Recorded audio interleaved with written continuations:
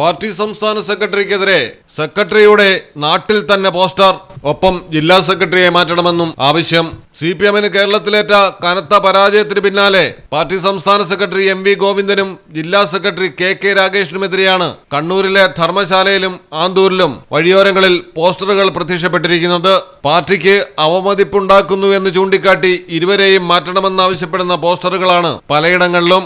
ആവശ്യത്തിനു പിന്നിൽ മോറാഴ സഖാക്കൾ എന്നാണ് അടയാളപ്പെടുത്തിയിരിക്കുന്നത്.